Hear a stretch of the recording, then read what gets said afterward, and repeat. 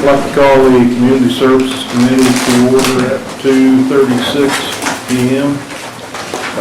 Councilman Snell, you read that invocation? Sure. Rise, please. Gracious Heavenly Father, thank you, Lord, for this beautiful spring day.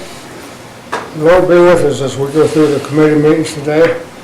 Bless all our visitors that come today, and give us knowledge, strength, endurance to do this meeting. And be with us as we go on with this projects today. Thank you, Lord. Amen. Amen. Nicolay? Here. Frankie Hargis? Present. Bill England? Here. Jack Baker? Here. Joe Bird? Julia Coates? Here. Jody Fishinghawk? Here. Meredith Fraley? Here. Janelle Fulbright? Present. Don Garvin? Chuck Hoskin Jr.? China Glory Jordan? Lee Keener? Go on. Curtis Snell? Here. David Thornton? Present. David Walkingstick? Honey. Kara Cowan Watts? Honey. We do have a form. Okay, thank you. I'd like to ask for approval of the minutes. Make a motion to be approved. Second. All in favor, say aye. Aye. All opposed? Let's pass. On the reports, those of you who are going to give reports, if you could kind of condense it a little bit, it looks like we've got a lot of information and legislation to do. So, Marcia, you're first, ma'am. Well, my presentation is going to be real short. What I'd like to do is just give you some brief information on the conferences. Then I'm going to turn the rest of my time over to Diane Barker. She's going to give a short presentation on One Fire, and then I'll open up for questions. The only thing I have to report that's not on your monthly report is there's two major conferences coming up in the next couple of months. One of them is the National LIHEAP Conference. It's going to be held in San Diego. And the other one is in the National Food Distribution Center, and it's in Denver. I've left that information all with Shelley in case anyone's interested. We're trying to go to all these conferences to find out about any cutting, because of this potential cutting, because the federal reps, are usually all there. I'm going to turn it over to Diane real briefly.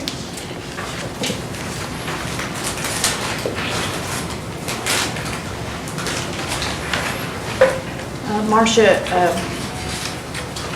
asked me to present this to the council. The One Fire Victims Task Force was established in memory of former Secretary of State Charles Head.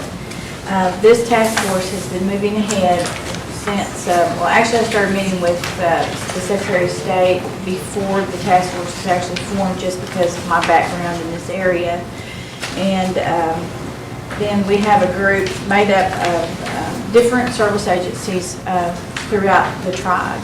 And a lot of that has been surprising because one agency didn't know what another agency services had, and now there's a big collaboration.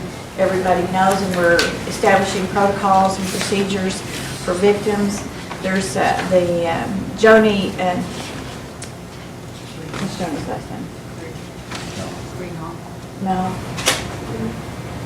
The OBW, the domestic violence advocate, Joni. Yeah, she's with you all. What's your last name? It's Greenhall. Anyway, we have some funding through the Office for Violence Against Women. We have two advocates that are funded through that.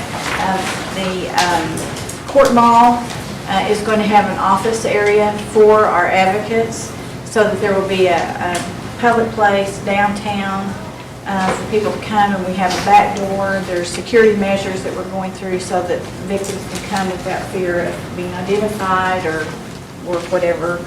And there will even be a children's small play area there for when moms come and those kinds of things. There's going to be an open house at the office next Monday, the 29th. And what time, 10 o'clock?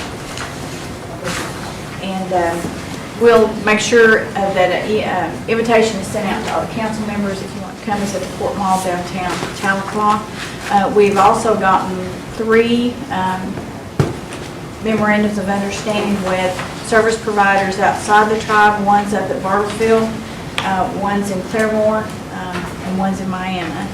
Although they're not right within the Cherokee Nation, we still have citizens that live posted there. We've entered into an agreement with them to share referrals and services and those kinds of things. It's really moving forward, and for the first time, we're going to have an organized victim services that's going to be culturally appropriate and will really serve our citizens, and it's going to be, it's turning into a really great effort. I'm on the task force. I'm a volunteer. I don't do this and bill the council for it. This is a volunteer service that I do with this program. And it's just moving forward at a very fast rate. You all approved the grant application for the coordinated tribal assistance solicitation, and we're waiting to hear. It's been submitted. We're waiting to hear if we get that. We applied to about 3 purpose areas during that, and we're hoping that funding from that. And we also have, I think, 2 more years of funding under the Office of Violence Against Women, and then we'll be reapplying for that too. So things are moving ahead. This weekend, the Red Fern Festival here in Tahlequah has an area for public information. We'll have a booth there, and Lake Region Electric is having their annual meeting, and I'll be manning the booth there that morning to get out all the information. If there is information that you would like to add for us to put pamphlets or brochures or anything like that on the 2 booths, let us know. We'll be happy to do that for you. So if you have any questions or concerns, or if you have a constituent that needs assistance, let us know. We already have a system in place to make sure that we can get an advocate and start services immediately. Anyone have any questions? So we got a hard copy of the flyer. Will we be getting that electronically? I don't remember seeing it in my inbox. It could be there. Will it be given to us electronically on the flyer? And the invitation on the open house? Well, I think it was really more about the program.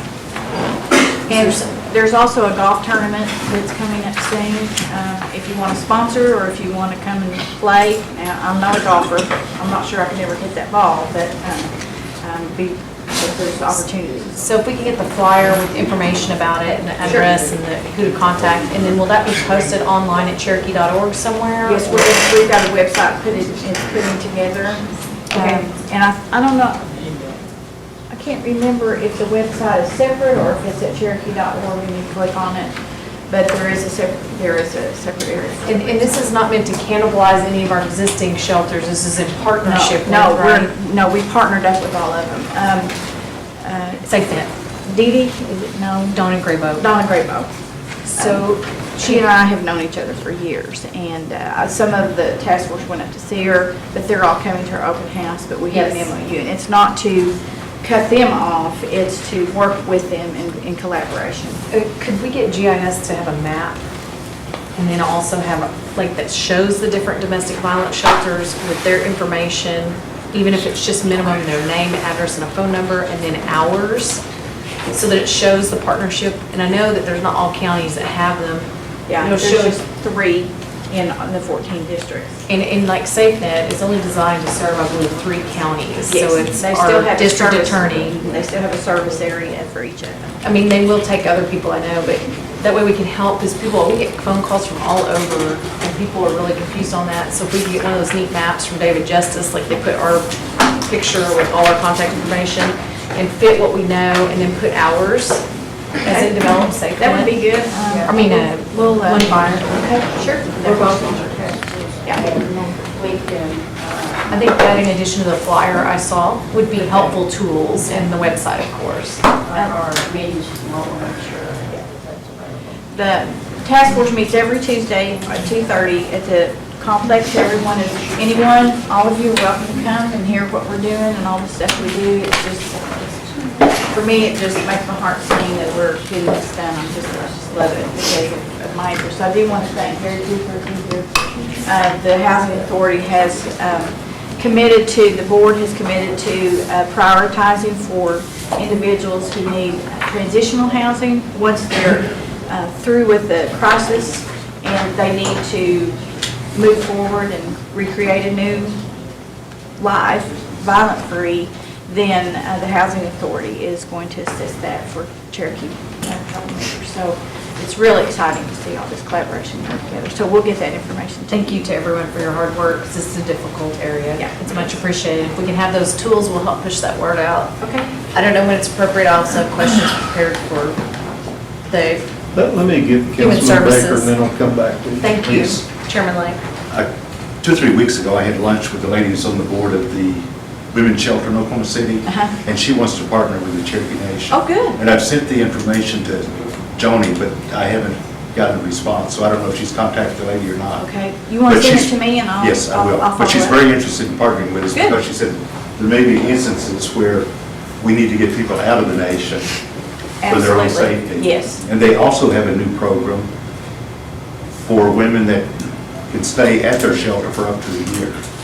Oh, golly. So that's a brand new, maybe the That first one in the is. country. Yes. It's that way.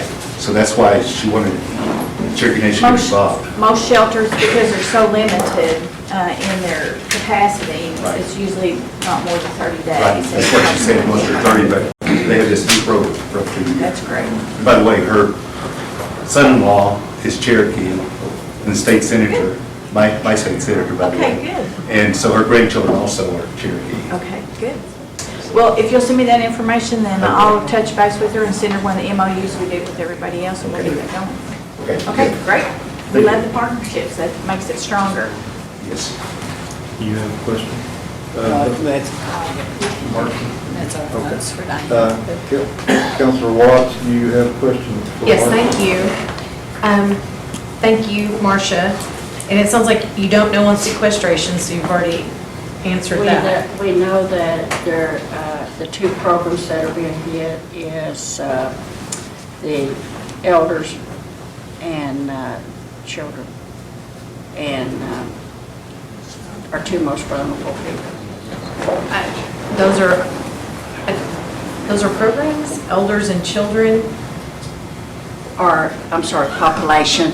Okay, Our population for the children, which is CDC, and then So the Center for Child, or the Child Care Development Center is going to be hit by and then sequestration. elder services. Elder services. So human services like LIHEAP for elders, or is that what you mean by that? That's why we're going to see exactly what they're talking about. They're saying they're going to be hit, but we haven't got exact numbers Okay, yet. okay, fair enough. And then, on the report, I didn't understand, is it elders in need, have we served 270 total, or is it 82? Because it looked like there was conflicting numbers and I couldn't. I believe you wanted to hear today. Okay, so one's year-to-date and one's supposed to be programmed since Yeah. program inception. It wasn't really clear on the report for me, so I don't know if there's an opportunity to look at that. And have we hired those elder advocates? We have hired all but one. Okay, have you hired one for Rogers and Johnson County? Sorry, make that 2. Okay, Yeah, because I haven't even got a panel on that. And I tried to check at least every 2 weeks with HR what the status is. And so, if you know anyone, I've asked for a file search. and thanks for your help with the Boyle Nutrition Center. I guess, is Collinsville food distribution still on for September 2013? I'm telling you, I don't know, it's because there's been some problems. You'll have to ask facilities. I saw Bruce here, so he'll get that question next too. Thank you. We have Thank 3 you, Mr. Chair. resolutions that are going out. One is on the CDC, that's just a cash match. And the other 2 has to do with the youth shelter. And programs on that. And I've gotten in the van here to answer any questions on the youth shelter. And I will give to it on the job. If you have a question for Frankie, No, actually, it was about for Diane about, I'll talk with her later. Okay. Meredith? Marcia, thanks to all the disaster response teams for helping up at East Babylon. Very quick the way you responded, and they're very appreciative. We're used to it. Yeah. We've done it for years, so. And of course, management. Great, thank you so much. Yes, ma'am. Council Ray, I apologize, I told the council the wrong thing. The open house is Tuesday, April 30th, not Monday, and it's from 10 to 1. It's a Fort Mall downtown property that we purchased, the tribe purchased a few years ago. It's been refurbished. There's an art gallery, part of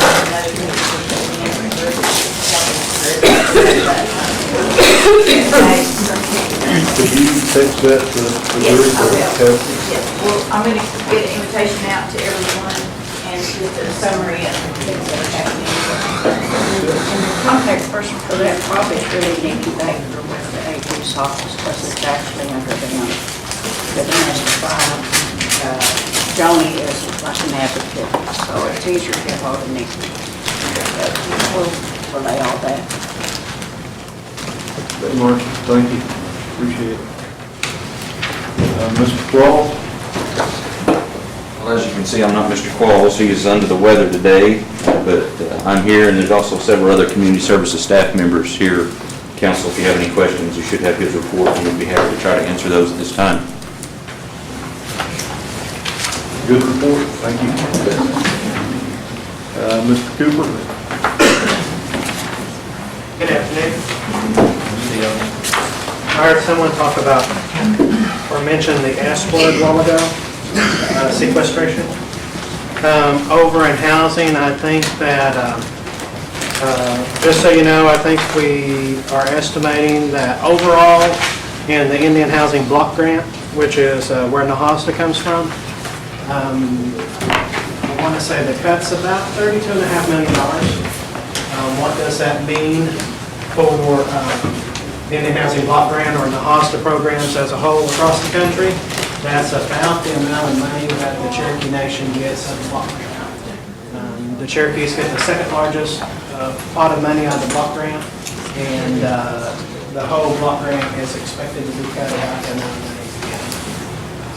So just to kind of give you an idea of what that means for Nahasta programs, that's just kind of an idea. We expect our portion of the cut, although we don't know yet, is probably going to be around $1.7 million or so. So just so you kind of have an idea about what that means on the Indian Housing Block Grant side.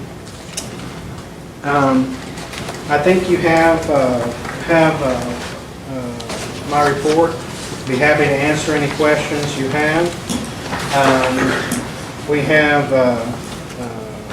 We are working on, I think since the report was done last, we had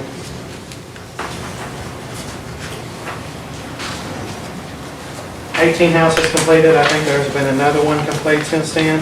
There's 20 under construction, and we are working through about 241 to 250 files right now. We are processing files for every one of the 14 counties. And as we get through this first group, we will turn right around and follow that up with the second pool and the second group, and just go on from there. Seems like for every few we go through and process, we always hit a snag every now and then, but we keep on trucking along. And we are getting through it, and expect that we have about 60 or so that's getting ready to start construction, and then the rest of the 240 so is just right behind there. Tanya? Yes, Chairman Lay, it's that time of year for us to ask the chairperson to consider forming a work group for the block grant funding. And I believe this is the right time, is that right, Yes. Mr. Cooper? I believe that it will probably be next month, whenever that will probably be coming out, because I think it's required to be submitted by July 1. And I would ask you to consider that, forming that work group for the housing block grant fund, money to be, to return a report to the full council so that we can have approval from this body by July 1. Yeah. It's going to be a pretty short timetable. By July 1, they'll have to move forward with their budget for the next year. I think Ron is about to finalize an in-housing, or proposing an in-housing plan. And that impacts a number of departments, is that correct? Because the block grant money is spread out over all of the nation. It's spread out amongst several different departments, from housing to community services, family services, commerce, or human services, commerce, marshal service, I think even education gets a little bit. So it's a broad, spread out amongst several different programs across the nation. Okay. Thank you. Gary, I know that I was told that you stopped taking applications so that you can manage the list, the waiting list For what for program? housing, No, for new Now- construction? no. Okay. Now, the waiting list is closed for like the repo homes, but not for new construction. Okay, Yeah. I had some people tell me that it was, and they were wanting to know when it would open, when it would reopen. So they can apply right now. They can apply anytime they want to. Okay. I also have another question. On the replacement homes for the elders, is that through your? That's through or community Ron? services, Through Ron, yeah, okay. through housing rehab over in Rollinsford. Okay, that's all. Chief Bird? Gary, what form of communication do we have with these people to let them know that they're at least on the list, or they're in a certain category, or any communication? What happens is, first thing they get is they get a form letter that says, hey, we got your application, and you've been placed on the waiting list. Then from there, it will go out, and as they pull applications, they will send them information update to get back. Income verifications, things of that nature, copies of social security cards, tribal membership cards, things like that. They will then go through and ask them for some just basic information, where the property is, how do you get there, do you have a deed for the property, who has it, we just need a copy, we don't need you don't need to deed us the property yet, but we need a copy so we know what the legal description is. And then we work on setting up a land inspection. Then they go out, the land folks go out and do a site inspection, see if, make sure it's not on the side of a holler or something like that. Make sure that there is a buildable site on there, that we can get the house, the septic system, everything we need right there on the property, and that we have a way to get to the property from the nearest public road, and that also we can get water and electric to the site, and kind of where those need to be come from, and then we work with the surveyor, come out and actually write up a legal description for us for the property, and then kind of take it from there. There's a number of different stages that the whole process goes through, but generally they're in contact with these families from the time they start doing the site inspection. From Do you get many inquiries about, am I on the waiting list? Yeah, every now and then, hey, I'm just checking to see where I'm at, kind of see where the process is, just like that. Not a whole lot, but we do get a few, and we're working on getting some information out to folks to kind of give them an idea of how it goes, because there's lots of different steps and stages. Many steps for this. Would any of the council members be opposed to running another article in our paper, just to let people know the criteria? Because these are the steps, this is what we're going through, just something of that sort where they could see. I know there's a website, I know there's all of that. And we're working on developing a brochure. Okay. It's not quite done yet. CNB is helping me with some logos and things of that nature, some artwork. And that's, but I think we're just about there. Once I get that back, we're working on putting together a brochure so we can send out to them that kind of gives them an idea. Step by step, just a rough process. Because it is, it's kind of, I mean, there's lots of stuff that goes on. It's overwhelming to folks. I mean, if you go out and, if you was to go out and build your own house, I mean, you know how overwhelming that whole process is. So it's overwhelming to lots and lots of folks. Thank you, Mr. Chairman. David? Gary, could you kind of give me an email on purchasing property there at Marble City? Yeah, I know that we looked at some, and several of it was in a floodplain. But yeah, I can check and see. I think, did I send you the last one of the property that was in a floodplain area? I don't remember. I thought I'd sent that out. Didn't I? Okay. If I didn't, I can read up if you want. Because I think several of it was, I know one was in a floodplain. I think one was located next to a sewer ponds, which puts it in probably a floodway. And I don't remember. There was a couple other issues with some, but I can give you an update on that. Thank you. Thank you, Gary. Could you stick around a little bit? We've got some discussion we're going to need you for later on. You bet. Thank you. Michael? Yes, thank you, Mr. Chairman, members of the council. You should have my report for the month.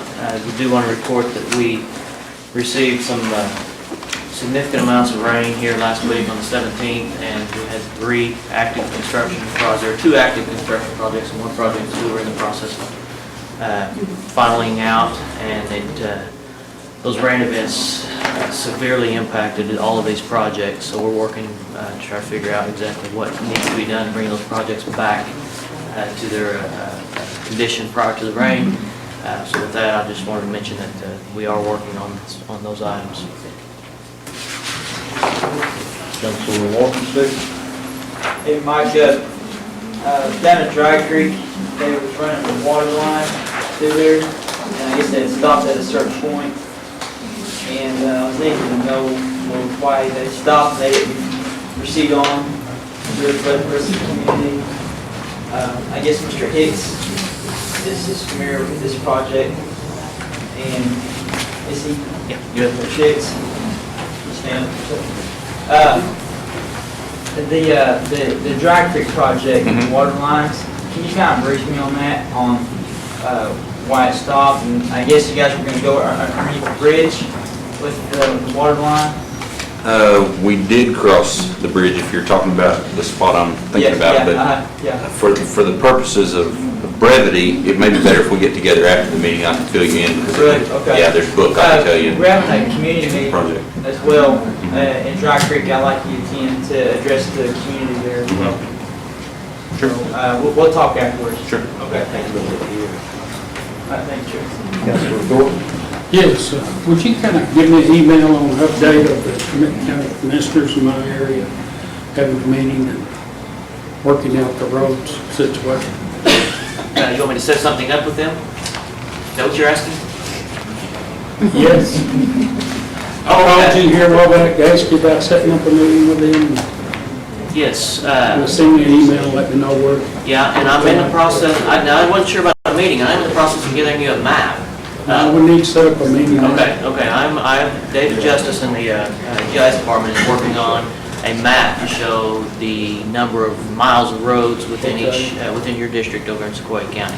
I'm still waiting on that, I talked to him last week about it. Okay, we need to set up a meeting with the county commissioners. Okay.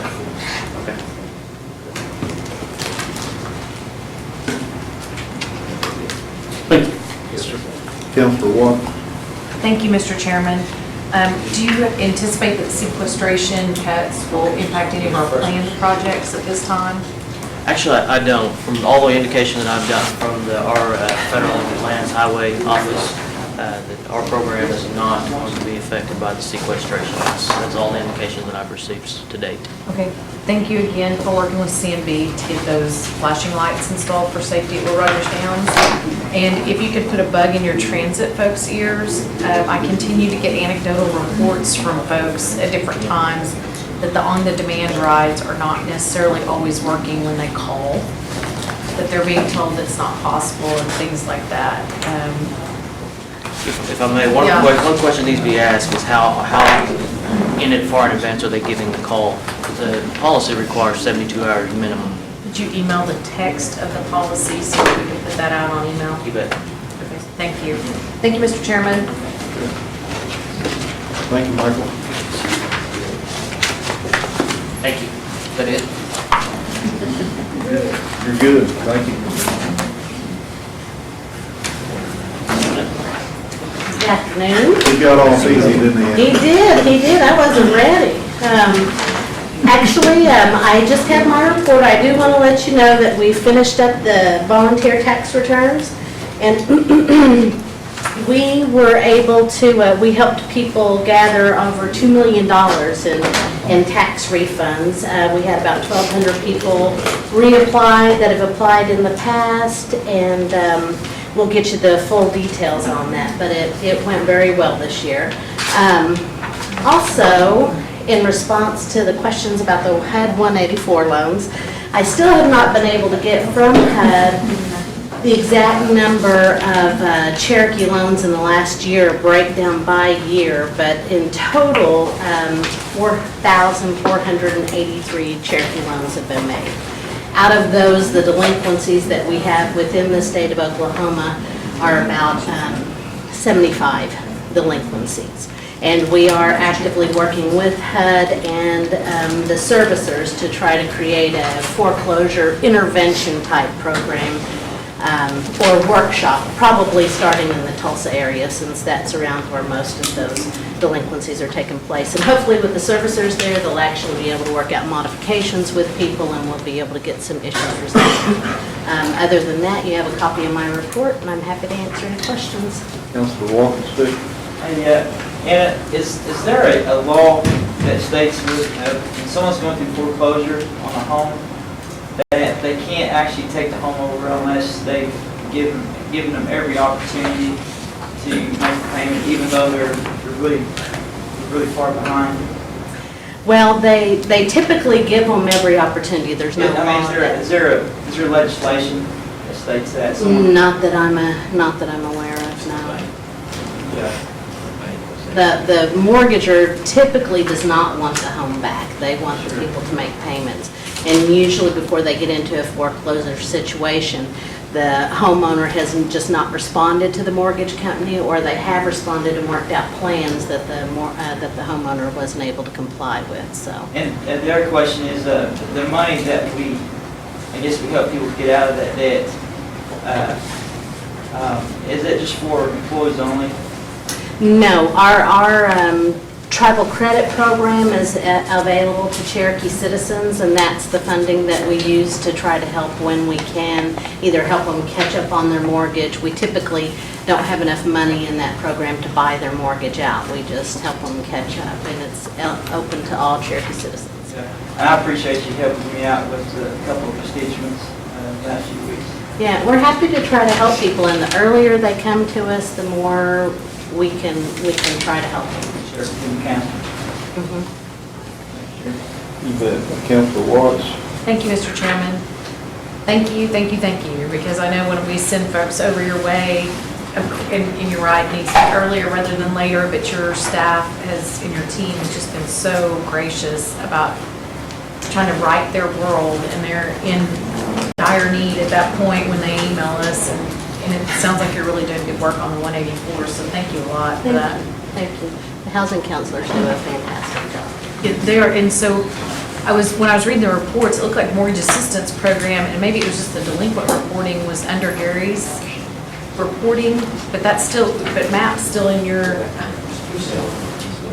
There is pre-2008, mortgages were actually in the housing authorities. Okay. Post-2008, we're actually in Cherokee Nation. Thank you for clearing that up. And that foreclosure report, you still include, he should still be including all the foreclosures in that, which include MAP. Because we get those and we prepare that report and send it to Gary. Okay. And Anna, thank you, your team who were able to show up to public bridge services. That meant a lot to the family. Thank you. Good, thank you. Then he's going to be missed. Thank you, Mr. Chairman. Councilor Harvest. And I have a family that was wanting to know that the mother's been laid off from her job and they're doing a rent to own and they've gotten behind on house payment. Is there anything in your program that could help them with that?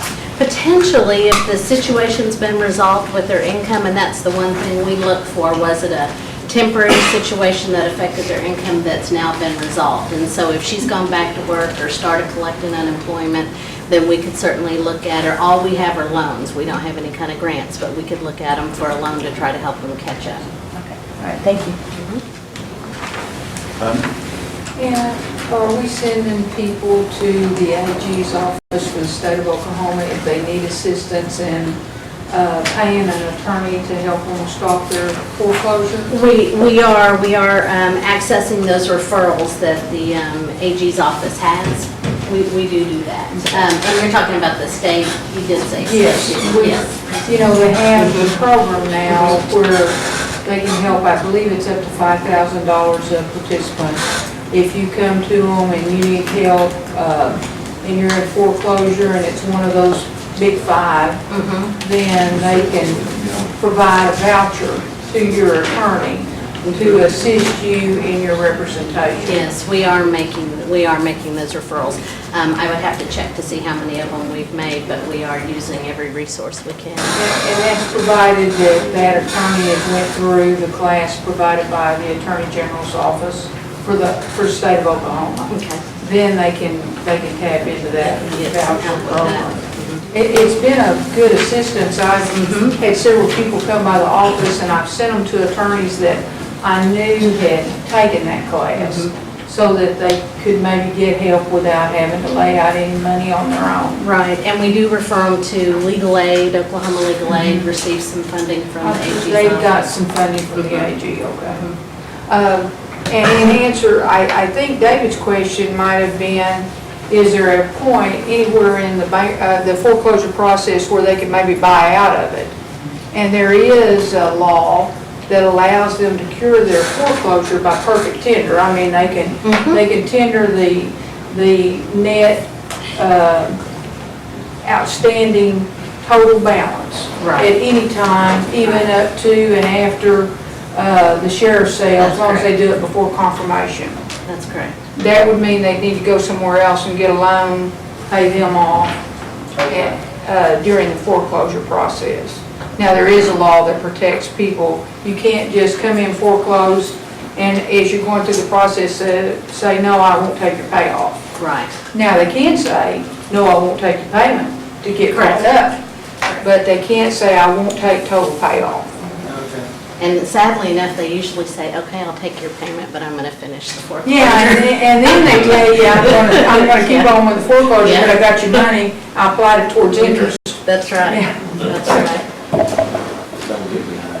Thank you. Good, thank you. Thank you. I see old business, none pending, new business, and I wonder, Janelle, could you take this first one for us? And it has to go to council, I believe. If it passes.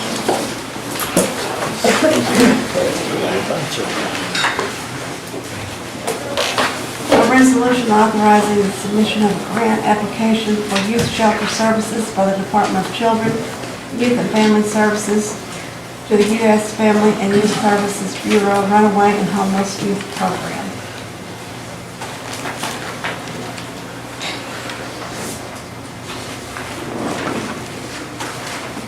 I move that this go to the council tonight. Second the motion.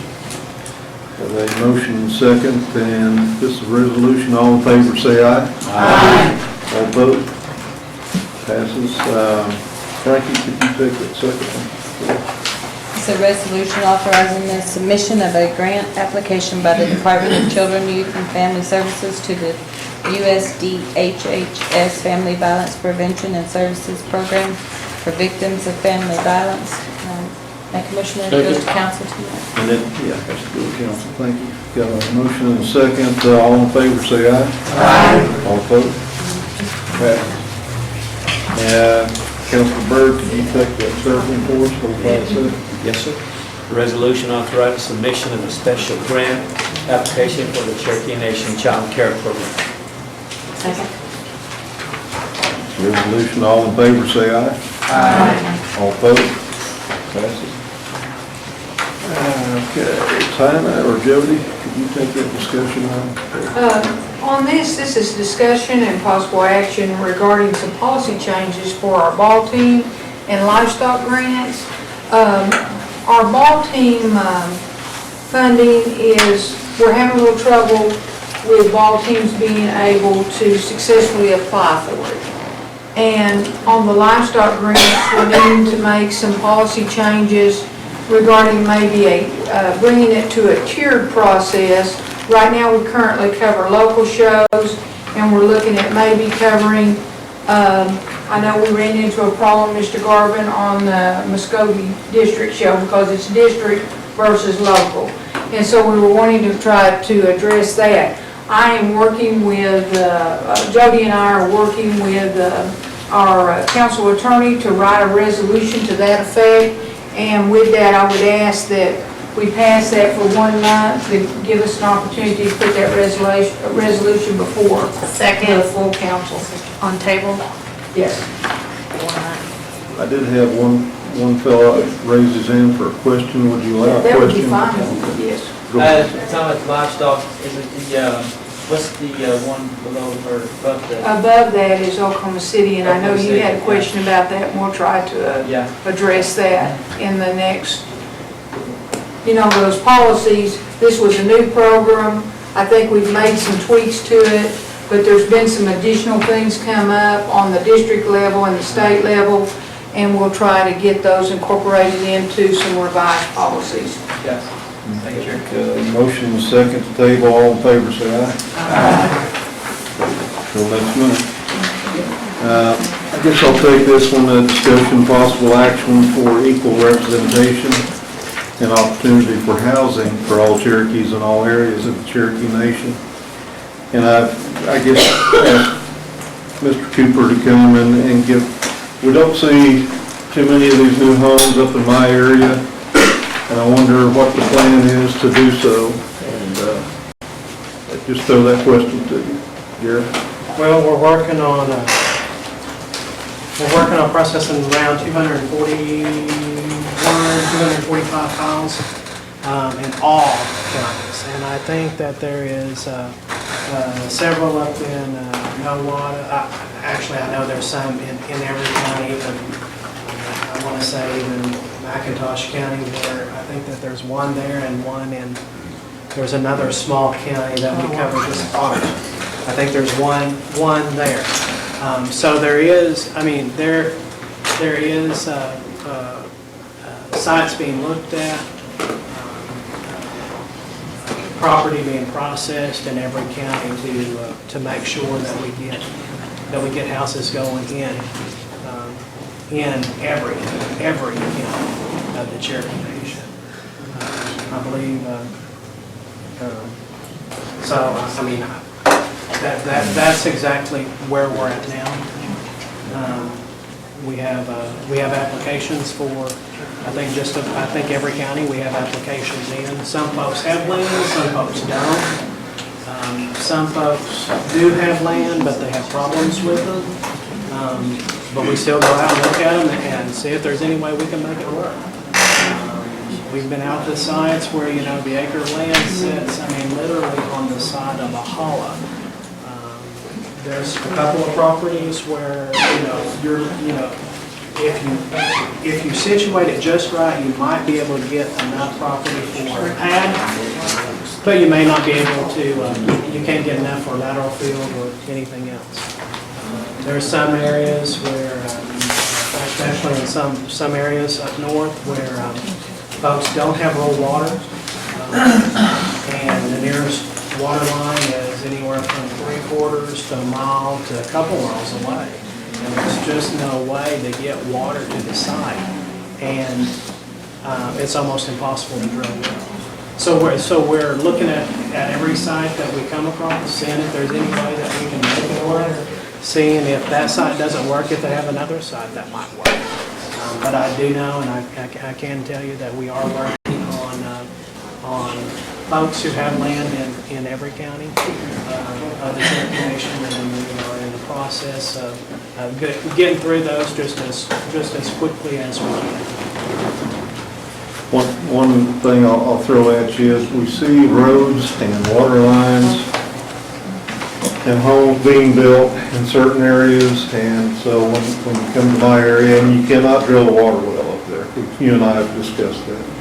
And you're fine, man, you're doing a great job, but we haven't seen any I've had people tell me, Gary, to take some pictures and give us some 8x10 glossies so they can at least see what these houses look like. We have no idea what they look like.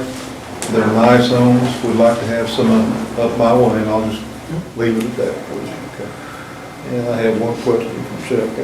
Yeah, thank you, Mr. So, one question that I always have is, you've talked before about building in clusters, for lack of a better phrase, to achieve some economies of scale with bidding out these, these home construction. But is it the case that, and let's just use me and Councilman Lay's area, you might have one who's ready to go. Yeah. But is there some tipping point that you need to reach where there's others that's ready to go before you're bidded out? And what is that tipping point? Is there an exact science to this? There isn't. We try to, of course, we can go out and look at, for instance, I'll use one of the counties up there, I won't mention by name, where we've been out and looked at 6 sites. One property's ready to go, 2 properties probably have water issues. Another one, there's just several different issues. I mean, there's issues that we work through on every one. Some folks think they own the land, or that their family owns the land, and their family does own the land, but it needs to be probated. Can't get good marketable title on it. Just issues like that. So we try to, if we can get, in most instances, 3 to 5. If you can get 3 to 5, I mean that's a pretty good number to at least get started. So one issue for a project, let's say. So one issue in parts of our neck of the woods, a particular county may not have 4 or 5 total applications. So is there sort of a prorated approach where you would say, well, look, in this county, since it's relatively less densely populated with Cherokees, we're not looking at 5 houses for the tipping point. We're looking at a couple of houses. Yeah, and we're trying to get to a point where, if we can just get 2 in the same general area, and whenever I say general area, if we can get 2 within 30 miles of one another, that, we would go for that. Where actually we can get out there and start building. And we have there's a couple of places, and there's probably folks in just about every county where folks have applied for the same time. It might be mother and child, it might be parent and child, it might be brother and sister. So properties, might be there on the same larger acre tract where they each want an acre of land. So, if we can just, get 2 anywhere near one another, that's ready to go, that we can, get everything done with, we would definitely make it go and see if we couldn't get something going on that end. And that's encouraging to hear, because the one applicant who might have a complete application and is waiting is looking around saying, what's the holdup? And it's sort of difficult to explain to them that, well, the holdup is your neighbor isn't ready.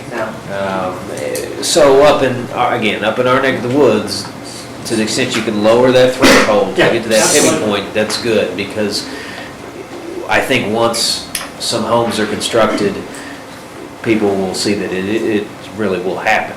And that's what, we look at, and anytime, you know, if we find out there's a problem, we go back and try to fix it. You know, that's what we always try to do. But, you know, there's no, I mean, it's almost impossible to get enough ready to go.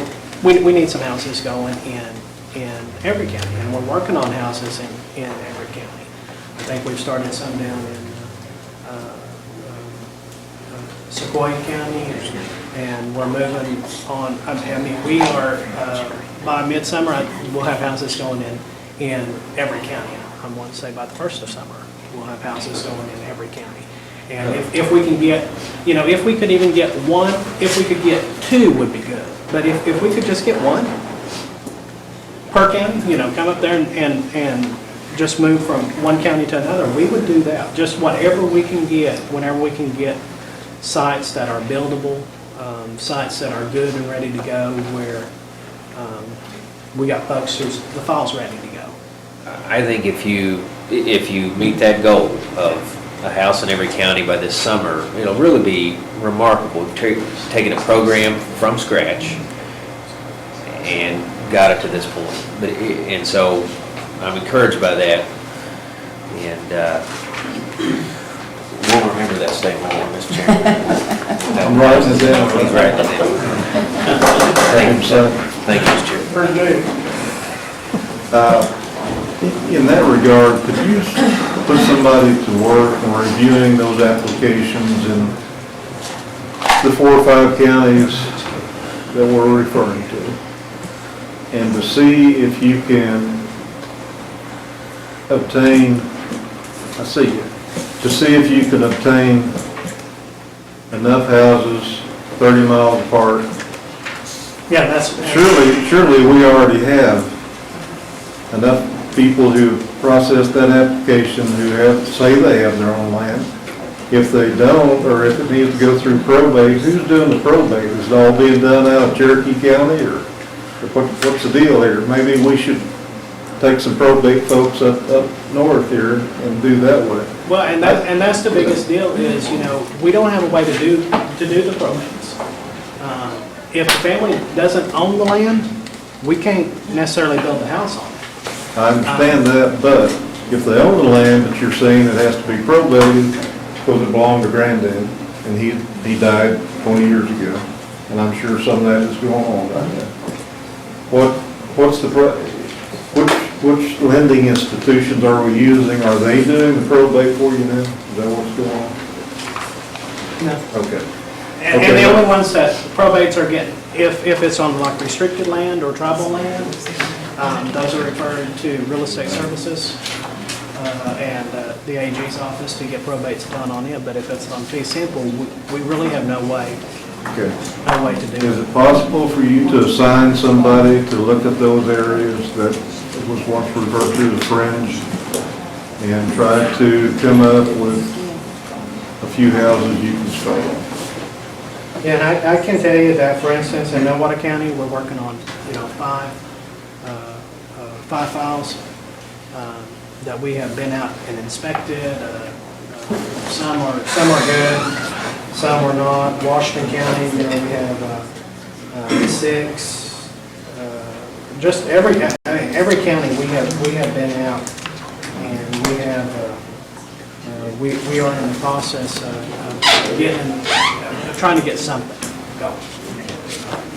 Ms. Walker? Thank you so much. I appreciate the detailed report because it kind of gives us that breakdown and such. I think you have over 1,400 applications today, have done 18 homes, maybe 19. The way I read it is it's 11 of the 14 counties have not had homes built, that it's only Muskogee, Cherokee, and Adair who had homes completed in that, unless the 19th we changed that. So it's even more than just 5 counties that are impacted by not having homes at this point. Well, and maybe I'm misunderstanding something. Most of those, actually, almost all of those, at least 15 of those sites were on property that we already owned because we couldn't get enough.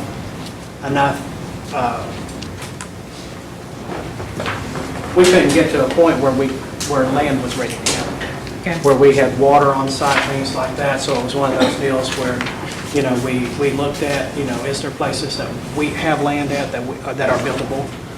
For instance, over in Mr. Garvin's area, I think there was an addition that had 14 lots, 7 lots had houses on it, 7 didn't. So instead of leaving 7 empty lots out there, we went and said, okay, we can build 7 houses.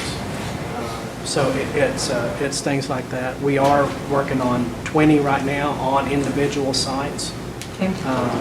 And that goes from Adair, Sequoia, and I believe Cherokee County, and then Muscogee County, there might be 1 or 2. And Delaware and Mason County, and Ottawa, Craig, and I know that there's several in Mays, Delaware, Rogers, that are ready to go. I think there's 1 or 2 ready in some of the northern areas. And that's why I said, by summer, I think you'll see houses going in every. So can we know where those are at so we can come see and understand what's happening and what they look like? Yeah, whenever we get ready to start those. Yeah. Yeah. Thank you. Yeah, and if that's what everyone wants. Thank you, Mr. Chairman. Whenever we get ready to get houses started out in your area, I'll give you directions. By being ready to go, you mean you're starting to work on them now, or?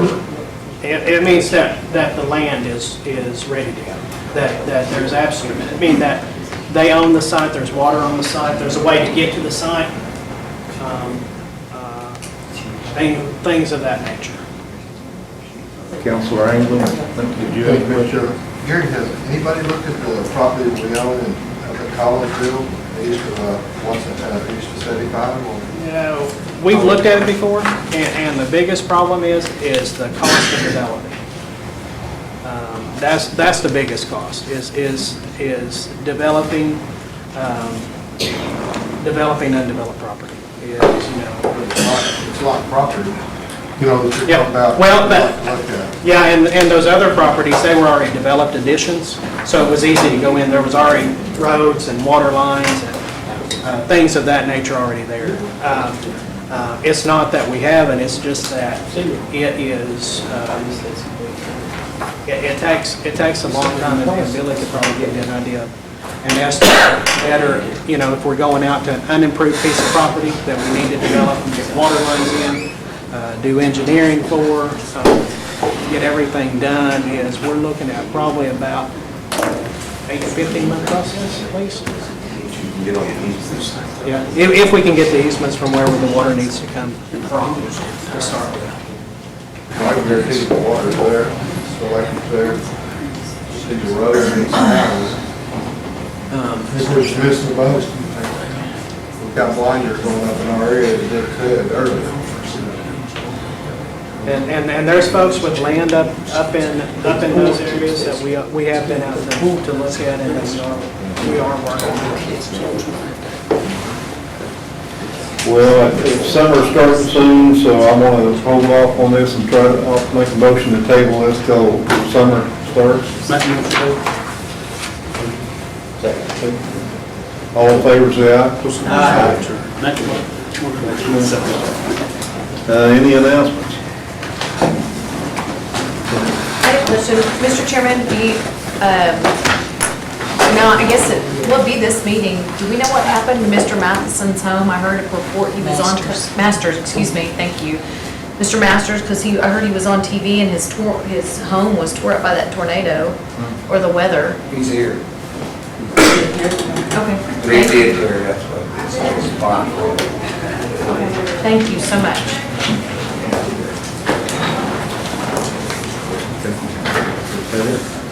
Thank you. Motion to adjourn? So moved. All in favor, say aye. Aye.